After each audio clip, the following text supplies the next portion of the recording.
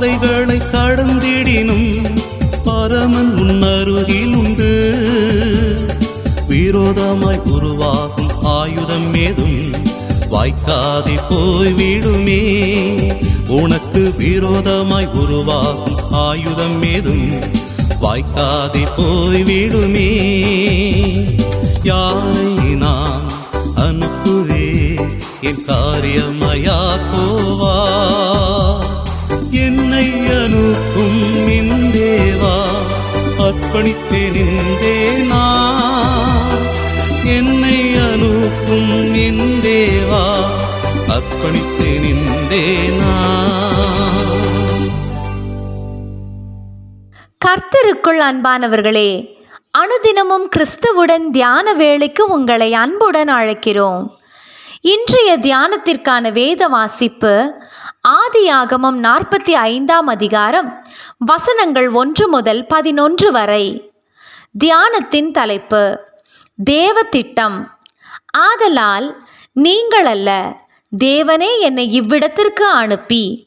ஆதியாகமம் 45ஆம் அதிகாரம் வசனம் 8.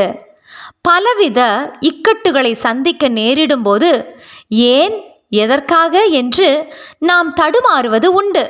அது இயல்பு. ஆனால் இதிலேயும் தேவ திட்டம் இருக்கலாமே என்று ஏற்றுக்கொள்ள சூழ்நிலைகள் நம்மை அனுமதிப்பது இல்லை.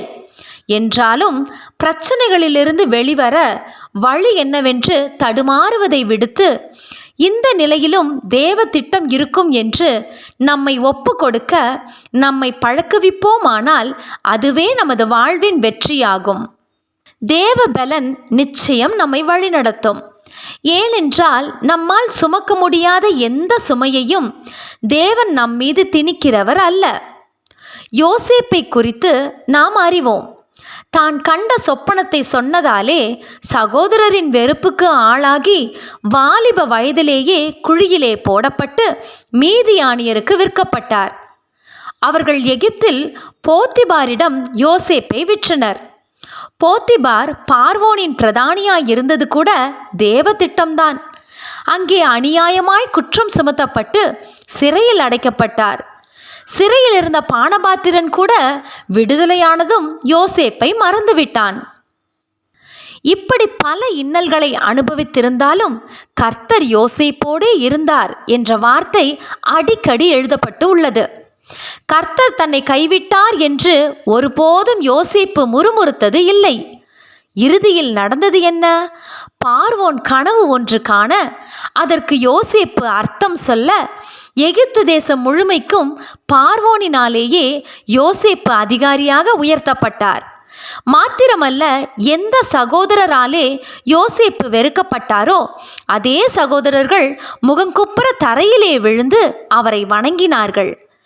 பல சோதனைகளுக்கு பின்னர் யோசேப்பு தன்னை தன் சகோதரருக்கு வெளிப்படுத்திய போது அவர்கள் கலங்கினார்கள். அப்போது யோசேப்பு சொன்ன வார்த்தையையே இன்று தியானிக்கிறோம்.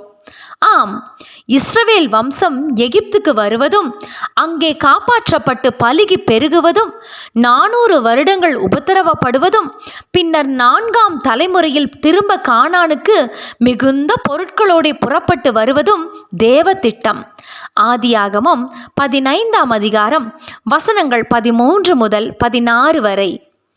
அந்த திட்டத்தின் ஆரம்பமே யோசேப்புக்கு நேரிட்டவை.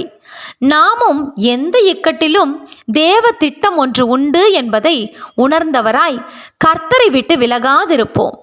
நமது வாழ்விலும் தேவ திட்டமின்றி எதுவும் நேரிடாது என்பதை விசுவாசிப்போம்.